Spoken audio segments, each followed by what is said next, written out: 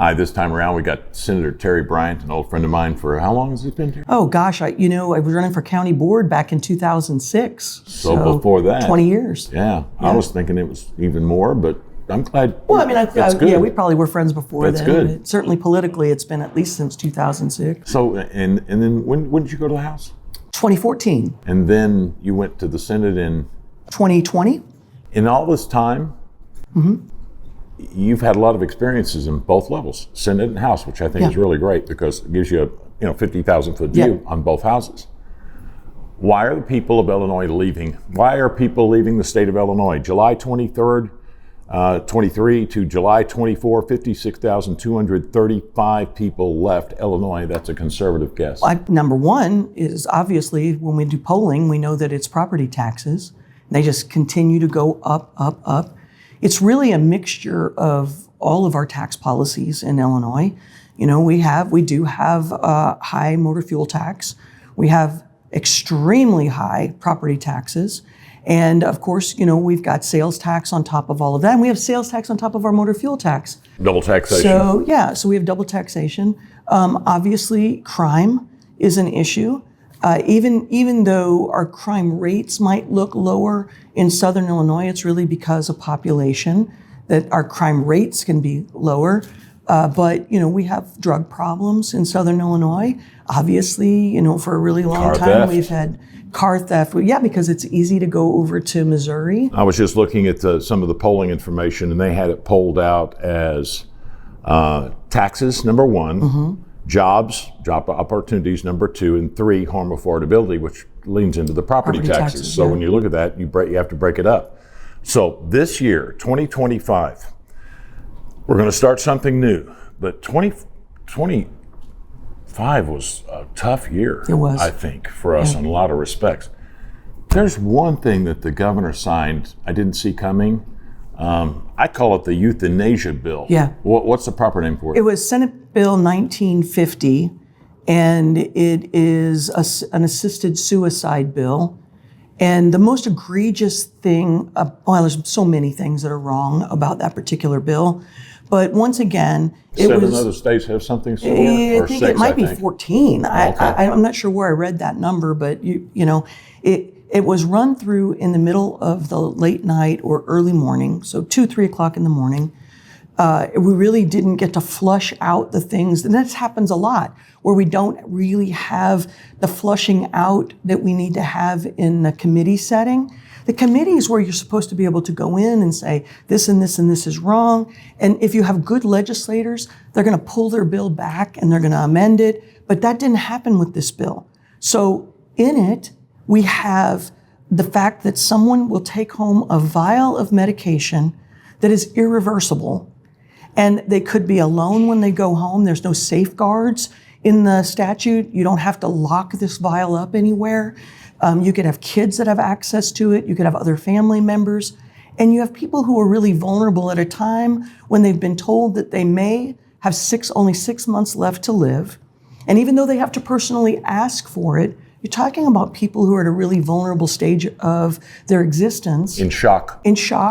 And maybe they're concerned about what the expenses are going to be for their family going forward. And, you know, anybody who's heard me will hear me use this example a lot. My own grandmother, she lived with Rick and I for the last few months of her life. But that was after almost a year after she had been told she had 4 weeks to live. She was in renal failure because she'd had a heart attack. She was going to have dialysis. She said she wasn't going to do dialysis. She lived another year and died of other than her renal failure reversed, which doesn't happen, but sometimes that's Holy Spirit. It's interesting that you bring this up because what you're saying is, you know, cancer is this is the way I interpret it. Sure. Cancer is not always a death sentence, but if some people might just think it is, and I'll just do this and pull the ejector seat. But, you know, my thinking is, I don't need the government's permission to die. Well, then that's exactly right. But the fact is that you have to value life. You know, we as human beings want to grasp on for more life. But sometimes we get in a very vulnerable state and then someone offers you this. But real often you'll have people who say, I want to die, and then they change their mind, right? Once you have ingested this poison, there is no going back. It's done. And God forbid that you would have someone in a household that gets a hold of it by accident. There may also be some lawsuits on that. One of the things that the statute requires is you can't put on the death certificate that it's suicide. So you're going to have the person who fills out the death certificate saying that it was the underlying, that the cause of death is actually what was the underlying cause. So if you have someone, let's suppose it's ALS, because we just had a family member die of ALS. That would be what was on the death certificate, not suicide. That's a problem for whoever is signing that, because you're asking them now basically to lie. They lose their insurance under these circumstances too. But statistics, how many people did that, we won't know. Right. That bothers me a great deal. That you died from cancer. Well, that's not technically true, but I can understand the leaning. I mean, this is a really divisive issue. And here's the thing, I've gotten to the age now where I've gone through this with my best friends, screaming the whole time they're dying, colorectal cancer, pancreatic cancer. And they fought all the way to the end because they thought that's what they could do. And I've got other friends that called their best friends and said, come to the house right now. You know this person. And they went out in their front yard and they saw the guy turn around the corner. They took their own life with a gun in the front yard because they didn't want to make a mess for the wife. Our money shouldn't be spent on things like assisted suicide. They should be spent for palliative care or for hospice or for making sure that the person has less pain as they're going through that process, not taking a situation where they are very, very vulnerable and putting them in a situation where they're making that kind of a decision, and mostly because it's going to be less money for their family. I mean, how much value do you put on it? Well, I said it's a tough one, but I don't think it's either damn business. Well, yeah. I'm a country boy. I know. I don't need your permission to do anything, really. Right. So that's me being. I'm just a dumb old country boy, and I don't need your permission.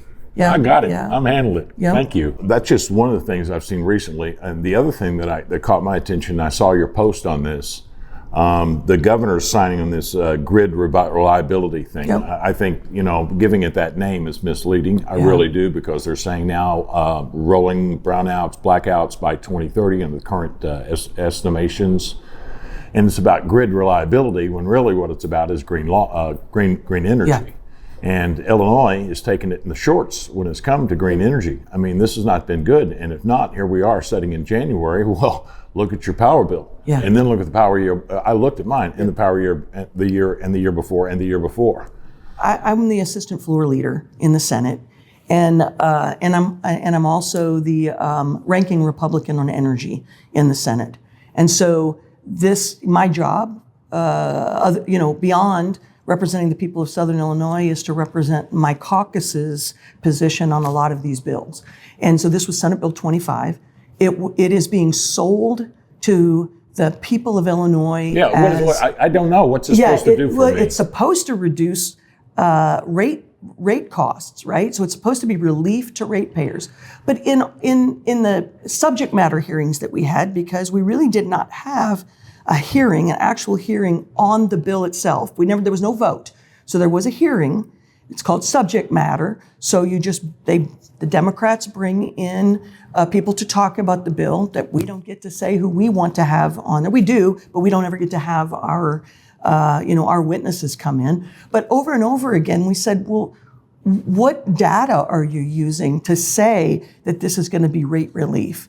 And it's the same people that told us that under ICEJA, our energy bills were not going to go up more than $3 to $5. And I don't know about you, but my June bill is usually about $270, $280, and then going into July, August, maybe a little bit more than that. My June bill this year was almost $800. Yikes. And that's nothing changes, right? You just turn the air conditioner on, and we actually reduced ours to 78.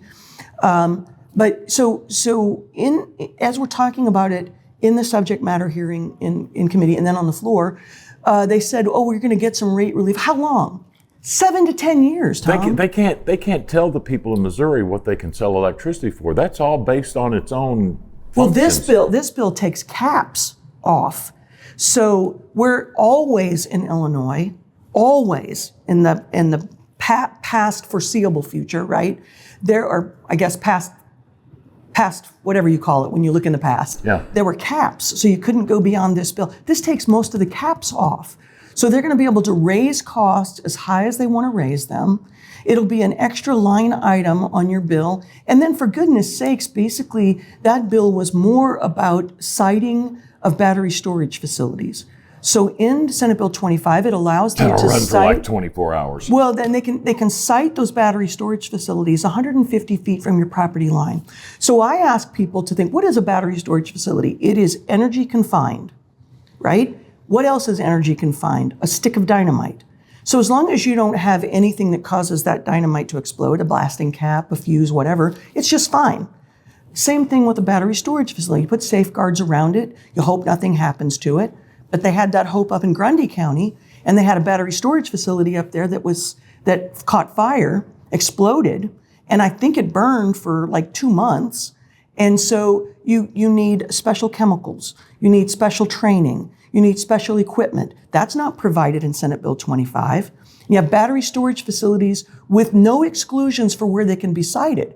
So they can be next to a school, a nursing home, a hospital, or 150 feet from your suburban home. Good. Let's talk about, we're talking about formulas. This really, the new road formula, Okay. 55-45 was the old formula. 55 cents of every dollar went to Chicago, 45 to the rest of the state. Other way around. Was the other way around? Yes. Oh, good.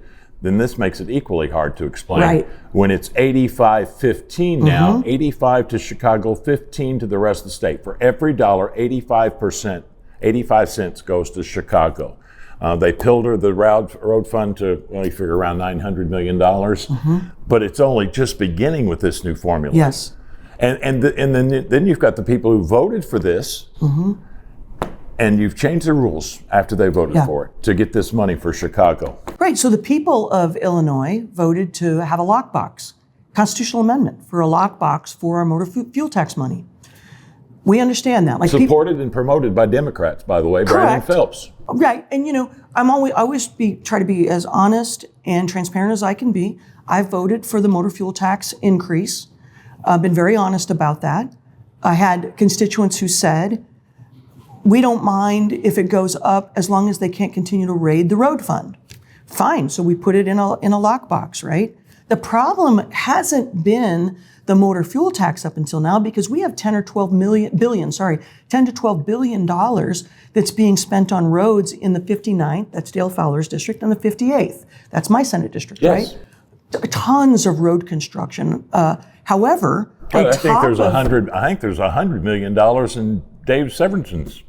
well, more, yeah, 110 it's huge. million. Just from Marion to Mount Vernon on route on 57. Right.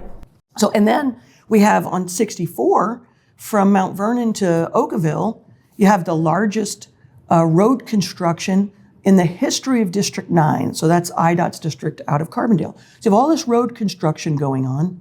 The Chicago road builders got mad that we have all this construction going on down here. But listen, we supported a bill that was to fix our roads and bridges. Fine, it goes into a lockbox. But in Illinois, on top of our... Nobody in Illinois legislature can walk past a big pile of money and not leer at it a Well, little that's bit right. and kind of lust after that pile of money. The big money is in the sales tax. So on top of our motor fuel tax, which everyone might not like, but they at least understand, but then we have a sales tax on top of our motor fuel tax money. That just got robbed. So the sales tax money is going to go to Chicago. But it's for transportation, Right, so but it's still in a the lockbox. most egregious part of this is that they took the interest money from the lockbox money. So you have the lockbox money, which in some cases was not actually being spent as fast as it should have been spent. Then you have interest on that money. Well, there's no incentive now to spend the money that's in the lockbox because Chicago's getting interest off of that money.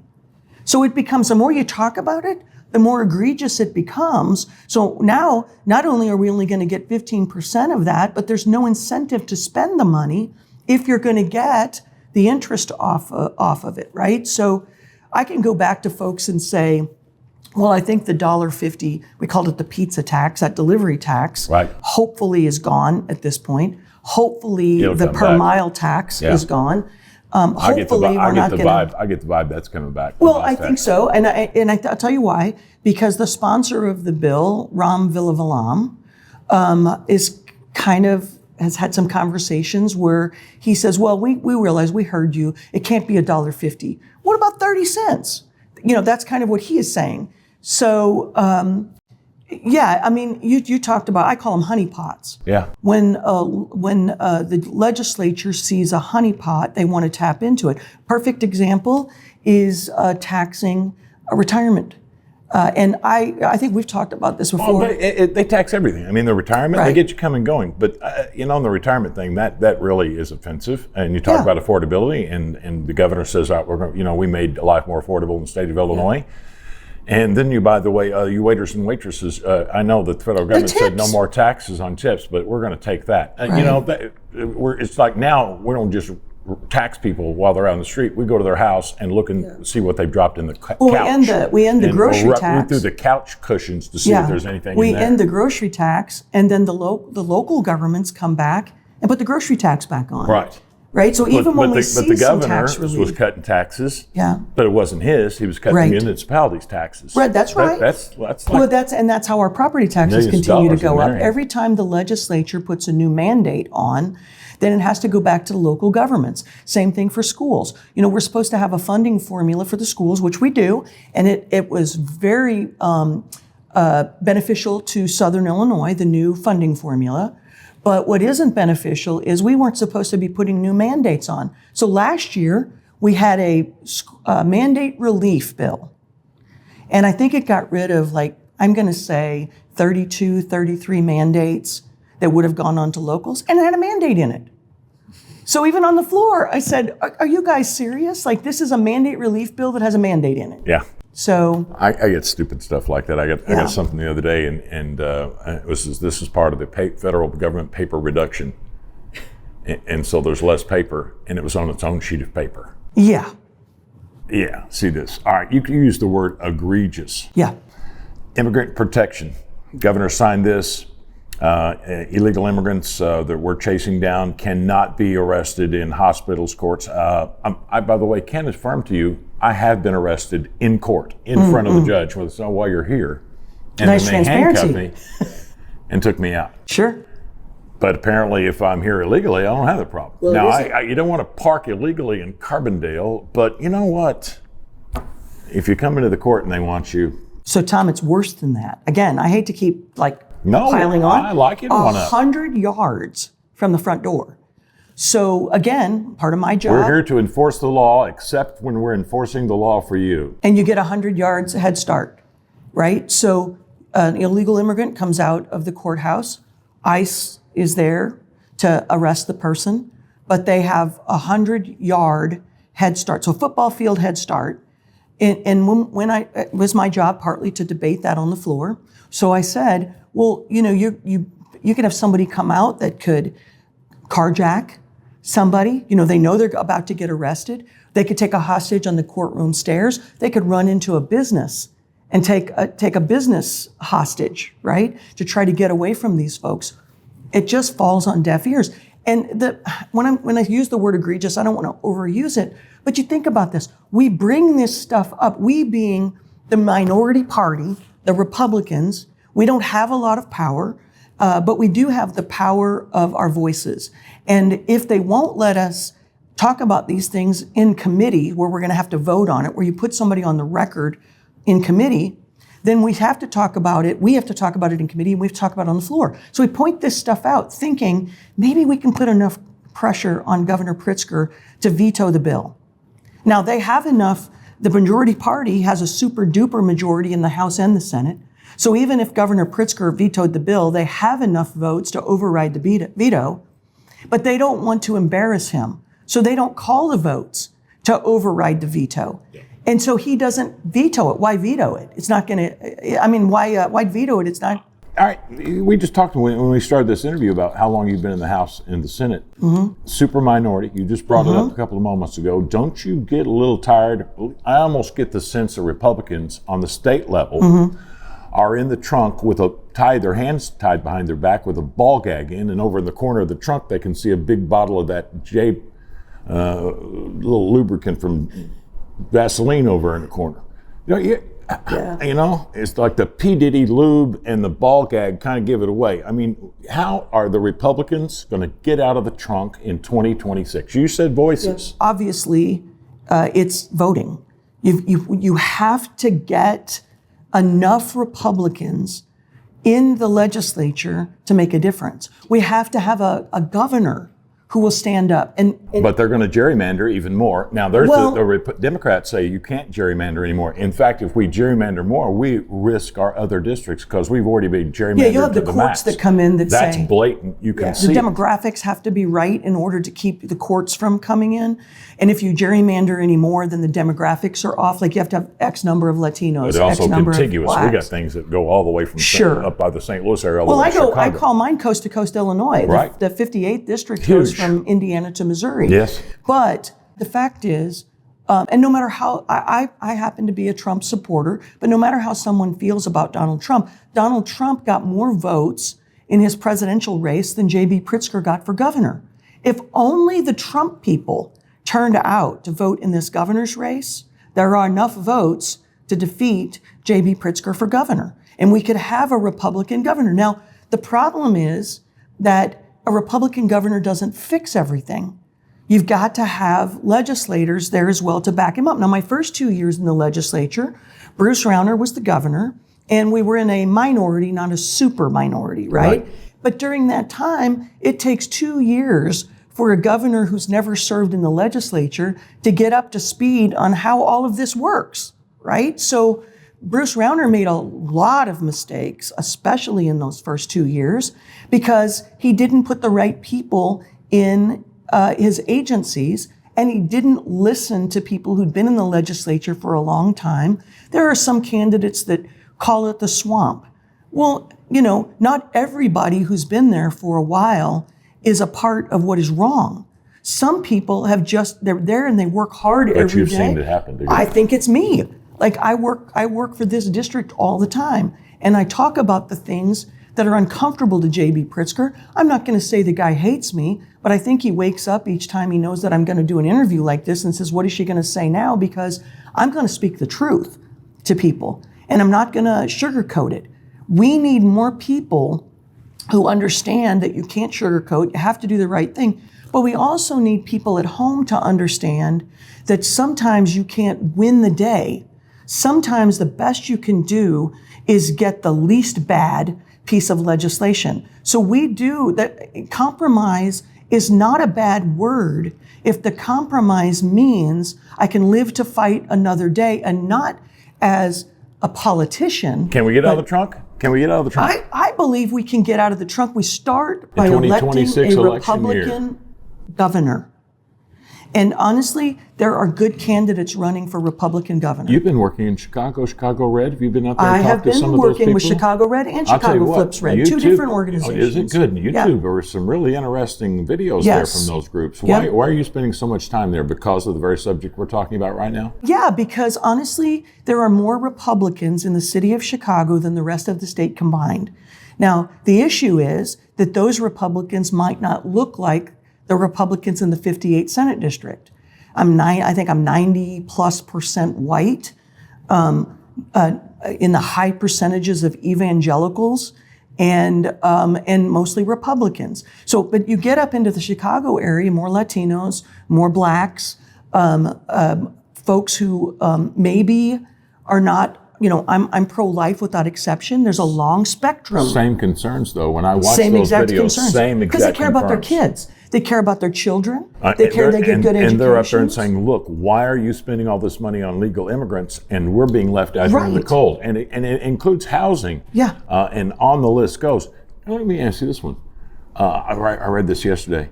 You know, the fraud, Somalis, and daycare center and all that. Yeah. You know, Illinois, see, the way it was written yesterday was Illinois has been a player and was the original player for a long time.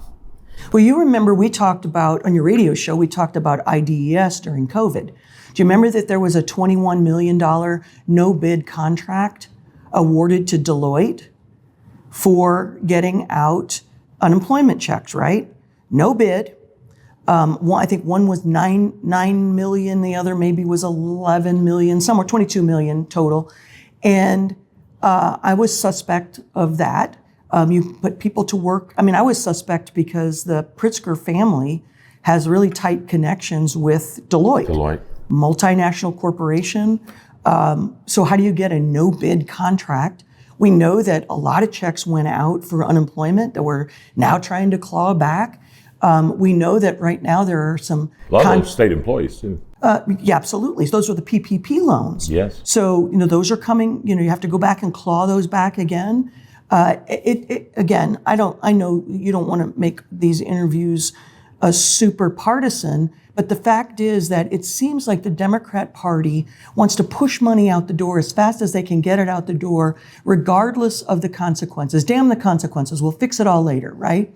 Where Republicans want to help people, but we would like to have safeguards. He said that, damn, the torpedo's full speed ahead. Yeah. I think the Safety Act.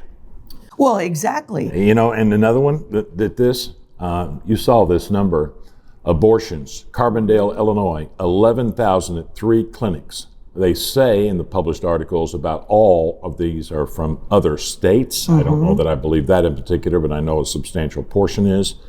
One town in southern Illinois, you got the 3 states around it, 11,000 abortions in 1 year. It's absolutely unbelievable. And it kind of goes back to, I warned people when you talk about the abortions, when you're killing the innocent unborn on one end of the life spectrum, be careful on the other end of the life spectrum. You mean that euthanasia law that you and I talked about? If you are old, if your family has to take care of you anymore, it's only a short step away. It's a slippery slope. And seeing places have already done this. Oh, that's not that. And then a couple of years later, Canada. Well, you can look at Canada. That was the example. And they go right and say, you know what? The cure is a little expensive, but euthanasia is much cheaper. How about we pay for that for you? Yeah. Can we jump back? Let's jump back to the Safety Act again, because it's a perfect example of passing with no vote in a committee. People miss that fact. So if you remember, when the Safety Act was debated, it was the middle of COVID. And the House, I was still in the House, we were meeting at the Bank of Springfield. So on the floor of the Bank of Springfield, there were 12 subject matter hearings, which means we talked about subjects that might go into a final bill, but no language for a bill. 12 hearings where no one ever took a vote on it. I got a commitment from the sponsor of the bill, Justin Slaughter, to bring the bill, the final bill, to a committee vote. He said it to me, to my face, on the committee. Everybody met on the floor, right? So we're having this private committee meeting, but the whole House is sitting on the floor while we're just doing this little private committee meeting, right? Mm-hmm. He committed to bringing it back. Kelly Cassidy all but pushed him off the stage when he made the commitment and then took over, right? So I want folks to have a mental picture. They got it this far down the road, yeah. They're not going to give an inch. So then on the final day of that legislature, they bring it to a vote at roughly 11:30 a.m. So Darren Bailey and I were over at the Capitol being sworn into the Senate. The Democrats had told us it was not going to be voted on. Oh, that's right. Do you remember? Yes, I do remember this. And so I had been the lead against the Safety Act. They made sure you were somewhere else. They made sure I was somewhere else. Yep. And actually Darren was someplace else. And even though the record shows that he voted against the Safety Act, he never placed a vote on the Safety Act. Someone else voted his switch. But in that, again, no committee hearing. And then it gets voted on. It wasn't the wee hours of the morning, but it was the last few minutes. And you can actually, if a person went back and looked at the video, they held the vote open longer than normal. Because they'll say, have all who wish voted, have all who wish voted, they have to say it 3 times. Representative Cam Buckner, who I really like, former U of I football player, takes Representative Stephanie Kifowit by the shoulders and walks her over to her we had like an iPad that you had to put your vote on, and he physically walks her over and stands there until she places that 60th vote. So even now, Speaker Welch says, yes, it's time for us to readdress the Safety Act. Well, he sure was in the full support of it when it went through. Yeah, but listen to you talk about this, and we're going to make this happen. And it had such a profound effect on every level of every yard, home, car, intersection, jail in Southern Illinois, across the state of Illinois. And the Sheriff's Association says, we need to do something about this. I mean, it's bad, right? Yeah. And now Chris Welch, I consider that an accomplishment. Well, they're really good. I mean, I expect we'll come back now in the spring session because I'm getting ready to go back to Springfield. And now they're saying, we're going to have to fix some of these energy policies. Well, they're very, very good at screwing it up. And then, because we don't even get a seat at the table. But we do, when we debate the stuff, we do tell them what the problems are.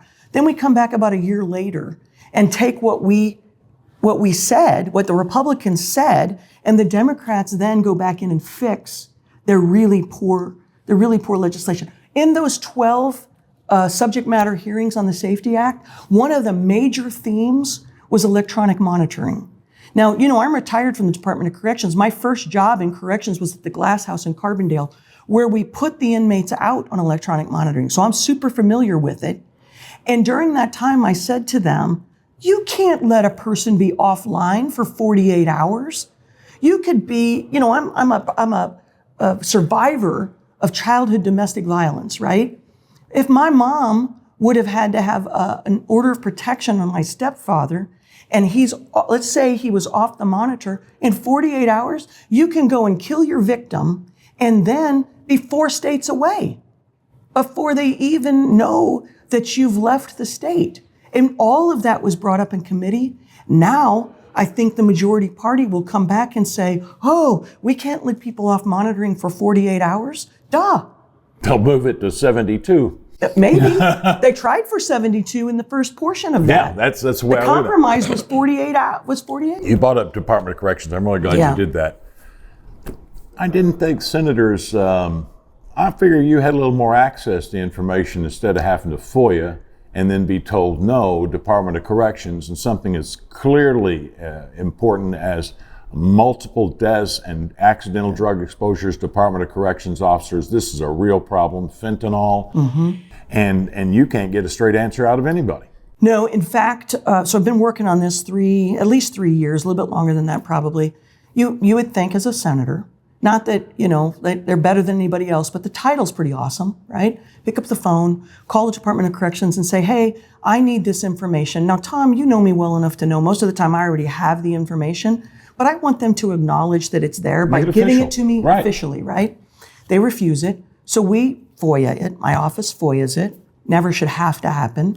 Then we have to appeal to the Attorney General's office.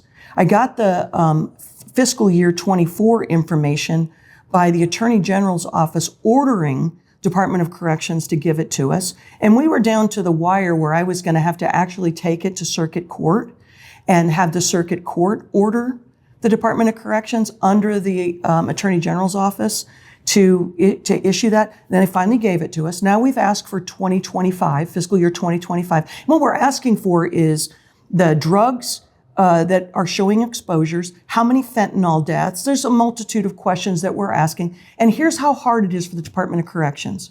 It's already on their database. It's a matter of click and everything prints out, right? So last week, I sent them a request for information, not a FOIA yet, but a request for information to tell me about their new phone systems. Under their new phone systems, I just got a letter from a victim who says that I'll call the person her criminal, right? Locked up for victimizing this woman. And the criminal was able to call her because there's not enough safeguards yet around their new phone system. And get this, now, everybody's, not everybody, some of the criminal advocacy groups are complaining about the mail scan. So I see your phone laying there. The inmates have a tablet that's about that size, And all of they get their mail scanned now, they see that on there. They also make their phone calls on that, where you would be familiar probably with someone having an hour of time that they can walk around, in their cell, if they're uppers or lowers. So you get phone time, Go over and get a phone time. No, now they get their phones from roughly 8 a.m. until 11 p.m. and they go to their cells. I want to hit something real quick here. Can you qualify this phone call? This is brand new to me, right? Okay, An inmate can have a phone. We thought the phone numbers were limited, but they have phones now, and can you qualify that? It's on their tablet. It's in their cell from basically, it depends on the institution, but 8 a.m. until 10 or 11 p.m. at night. And so when I asked corrections, I said, how many phone calls are there exactly? And so I found out, they won't tell me. So I found out from another source that is very, very good, well over 100,000 in about a 2-month period. And I said, well, how many of those are being monitored? 1%. 1% of 100,000 calls. And then let's go back to the mail for a minute, because it isn't just... Yeah, the mail, but real quick, this is a theme that that is really starting to blister my ass. The impact on victims of that policy alone, I think is horrendous. So you've got a governor who says he cares about victims, but he won't bring an agency under control that is basically allowing them to re-victimize victims. The corrections guy, woman, it's a woman, excuse me, there's a lot of blowback, but they're going to leave her in position. I was reading an article. Not only that, but the Senate confirmed her now. Yeah, now it's really hard to get rid of. I saw that. I think it was late in October. I have no animus towards her as a person, but it's death after death after death in corrections. Let's talk about death, because Pinckneyville, 6 inmates, drug exposure there, fatal somewhere 24, 25, Menard, Shawnee, Dixon, and Hill, 8 at the Thompson Federal Penitentiary. That's federal. But, you've got people in the hospital. We think it was somewhere between 15 and 17, maybe. Week and a half ago, they sent a nurse from Menard Correctional Center to the hospital. Now, the person at the facility told me that there were 3 inmates affected and a nurse. So I get a hold of corrections, go through the right channels, and say, can you tell me something about this? When they called me back, they said, oh, well, it was just the nurse that was sent to an outside hospital for that nurse. Fentanyl exposure. I'm not sure yet what it is. So often it's K2. Oh, that's right. And the problem... K2 is what they soak in the letters? Yeah, it's K2, but I at my office, I have it's like on a piece of torn off paper, handwritten, is the 4 or 5 drugs that they use to do K2. And then at the bottom of it says, then microwave for 30 seconds. But what happens is you've got chemists on the street who are competing with each other for who can have the best, strongest drug. And then they get it smuggled in. Sometimes mostly it's coming through the mail. Sometimes it's coming through legal mail. Now, we actually had an informant that told my office to look for counterfeit Amazon labels.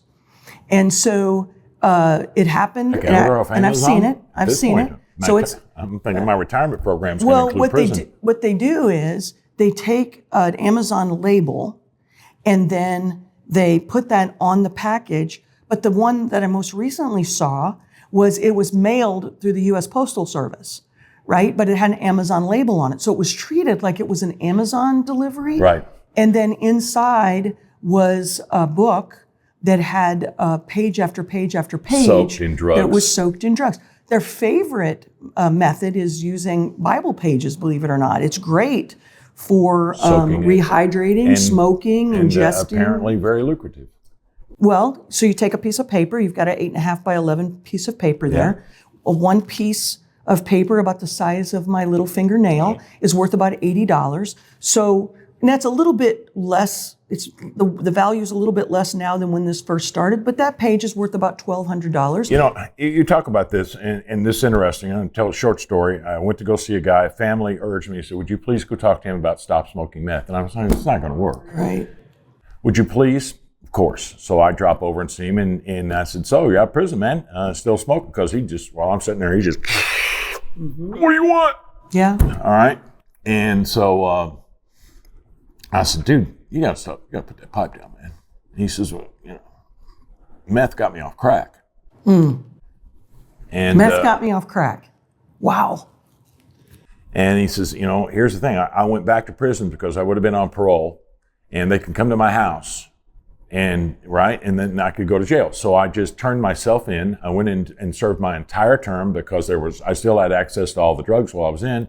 And now when I get out, they don't have any parole. They can't come by and check on me anymore, not with their own way. So I'll be better off. And so that was his plan. He did that because that was better for him. So the problems that are intrinsic, we're getting long. Yeah. And I know you've got a very busy day. I do.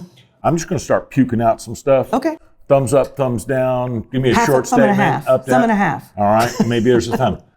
New laws, AI hiring, squatters, anti-squatter bill, new law of 300, hotel soap ban on single-use soaps. Mm-hmm. I mean, when you look at this and then wrap it up, the grocery tax, now we're seeing cities reinstate it. There's just a couple. Is there any one of these that you want to talk about real quick? Well, honestly, the single-use soap one, or the shampoo, stuff like that, that one's kind of ridiculous. I'm waiting until somebody goes to a hotel or something and goes to put shampoo on their hair, and it's filled with some kind of chemical that burns them or something like that. Takes their hair off. Right. So every time we try to fix something as a legislature, it seems like the legislature just screws it up more. The AI bill, we're going to have to deal with AI and data centers down the road. We need the data centers if we're going to have AI, if we're going to make Illinois the leader in the Midwest or in the U.S., and if we're going to keep U.S. That's going to drive up energy bills. It will drive up energy bills as long as we continue with the energy policies that we have. So I was asked this question a while back. So they said, well, what is your master plan? Well, I don't know that I have a master plan, but I say, how about we slow down a little bit? Everyone is in agreement that wind and solar have to be a component in our energy policies moving forward, and we can move in that direction. But we know that nuclear is definitely a source of energy that is clean and can be very productive. We know that natural gas is a means that these are baseload, nuclear, coal, and natural gas, baseload energies, the stuff that works all the time. Manufacturing states need. That manufacturing states need. Attractive to businesses. Because you asked me at the beginning of this about the grid reliability bill, right? Right. If we had waited 3 more days, which is what we were asking, the reliability study would have come back, which shows Illinois is in super dangerous territory. That's the report that generated the information on rolling blackouts by 2030. Which is why I think they rushed it through in the middle of the night. They didn't want the report to come back. So we know that nuclear is going to take 7 to 10 years to come online. Even if you started building a new plant today. 7 to 10 years, right? It takes 7 years to get the components that you need for natural gas to start new generators with natural gas, because everybody's trying to get them. So if we know that it's going to take 7 to 10 years, and we know that we still have life at Prairie State Energy and at Baldwin, it is coal, but slow down a little bit. Let's let our technology... Mini nukes is the new technology. Well, I want them to put a small modular reactor at Baldwin, because you could put the power right onto... The transmission lines are there. You could put it right on the grid. There's no reason why. And I'll tell you another thing. I'm going to open another can of worms here, because we might have to do another show at one point. Right. No one has taken into consideration yet what we're going to do about the manufacture of drywall, or what we need for sulfur tablets and stuff that you put on there. A byproduct of coal is what you use to make cement and drywall. So you want to know why the cost of building new homes is going up? Because you don't have one of the major components for drywall. You can't hardly get right now, because all over the Midwest, coal-fired plants are shutting down. Did not know that. Gypsum and fly ash, very important to fly ash drywall. Was they first discovered that at the SIU Coal Research Center. There you go. Adding the fly ash into the coal. You can't during the winter. I remember doing a lot of information on that. House Bill 4060, free college for those of you who are in the country illegally. Terrible. All right. This comes back to it again. And this is the way I kind of want to look at it, because we could sit here and talk about the pension, 20 cents for every dollar, $100 billion, the only state with $100 billion in pension debt. Give me a reason to stay in Illinois. I'm talking to people who are lifelong residents, who have family. I talked to a woman in Marion, and Donna says to me, I asked her, I said, if you knew today, 10 years ago, what you know today, would you have moved? Yes. I want to say to people, I lived 6 years in Tulsa, Oklahoma, red state. I lived 6-7 years in South Florida when I was in high school and middle school, red state. All of the states who are red, who claim to, have great fiscal responsibility, that is true. They have other things that are wrong with them. But my home is Illinois. This is where I spent almost all of my all except a few months of my childhood here. This state has, we're sitting at an airport. Almost every decent sized town in Illinois has an airport. We do have an interstate system that's second to none anywhere in the country. I believe we're going to be a leader in AI and data centers going forward. We have rail in Mount Vernon. 4 of the 7 Class 1 railroads from the United States go through Mount Vernon, Illinois. You got the 57 and 64 meeting there. We have weather that allows us in Southern Illinois in particular to be somewhat moderate considering, what it could be if you're up in the Chicago area. But in 14 hours in Illinois, you can be any place you want to be practically in any kind of climate. Or if I want to go to the beach. That's what people are doing this. They can be anywhere, and then they get on the road and they leave. I'm saying to go visit. But the fact is, the reason I said where I've lived before is you get to these other places, they have their own problems. Right. Illinois has, if we could get our property taxes under control, if we could get some of our social issues to more of a moderate leaning area, this part of the state and Illinois in general as a part of the country has everything going for it. We've just had really poor leadership, and I'm going to take it all the way back to Rod Blagojevich. So we had Rod Blagojevich who started this exodus from Illinois, and it was warned against when Rod got in office, and it started en masse. It was exacerbated then by having Quinn. And honestly, Bruce Rauner, he might have had great ideas, but he didn't know how to implement them. And as he implemented them, he just created more and more enemies. And then we come to J.B. Pritzker, whose policies are really not about Illinois. They're about making himself stand out so he can run for president. We have everything in the world going for us in this state, but we've had very poor leadership. I say to people, don't run off. Stay here and help us fight this battle. And I know that it's tough on the pocketbooks, and I would love to see some relief in that. But I would remind people that even when we're complaining about our income tax, we had an income tax when Bruce Rauner came into office that was at 5%. It sunsetted back to 3.75. We went through 2.5 years of budget impasse, $16.5 billion of unpaid bills. When we went back to the income tax, increased it, we still only went to 4.95.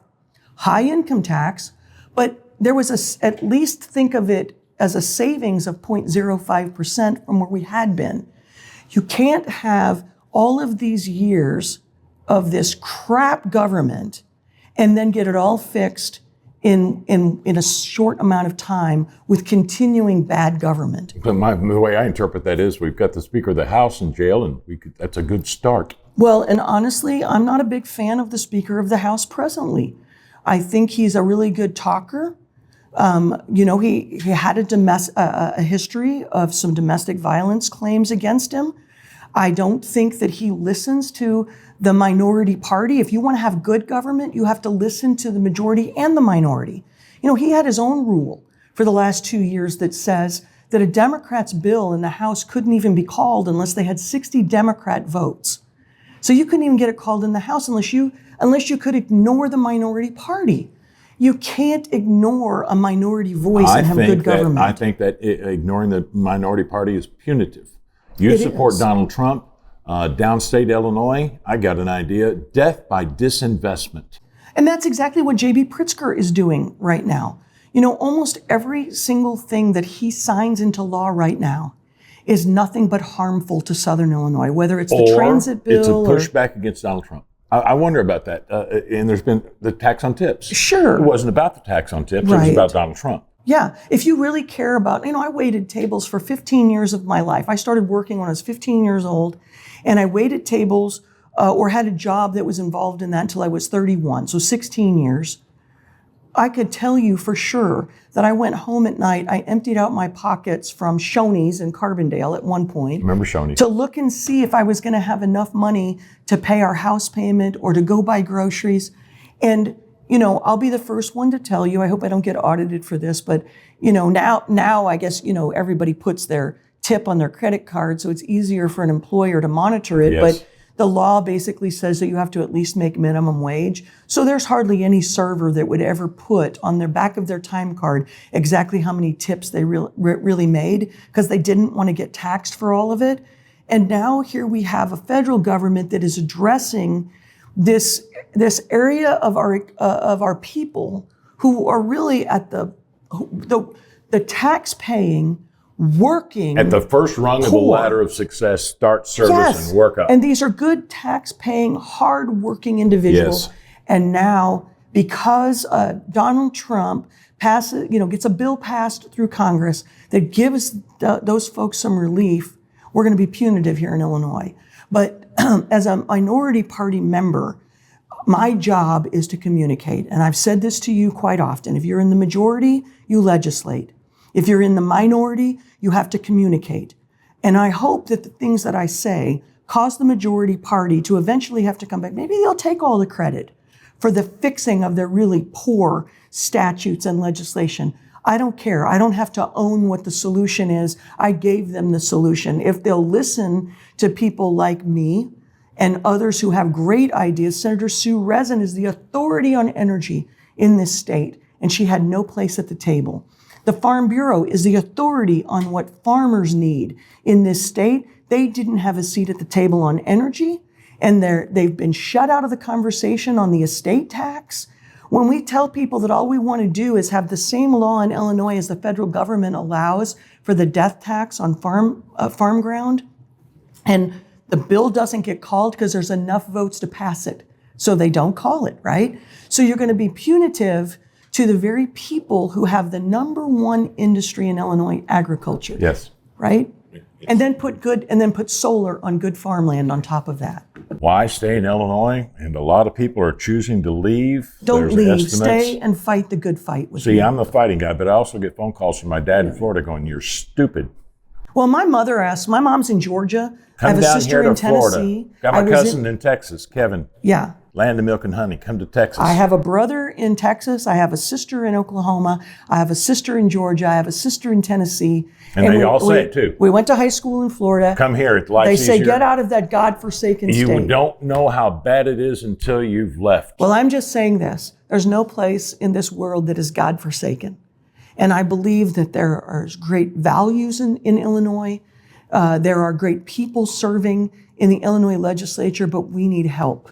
And that help has to come from the people that turn out on election day, not just in March, but in November. Yes. So pick the best candidate that you can pick, and then whoever wins, go and vote for them and help us get the state fixed. Don't just stay home. Senator Terri Bryant, she's the assistant floor leader, Republicans. She was in the House, on to the Senate. Why to stay in Illinois? You just heard that impassioned plea. Hey, one other quick note for you. If you've got a question, you've got a thought on somebody you would like to see on the show or the next episode, or questions, whatever it is you've got, send it to me at ask@integritypointmedia.com. Really want to thank you, Terri. My I mean pleasure. that a lot, because I know you're time starved right Happy now to be because here. you're getting ready to go into the session, and it's going to be a fight, and election year is going to be a mess. And we'll be doing more on that very subject. Thank you again.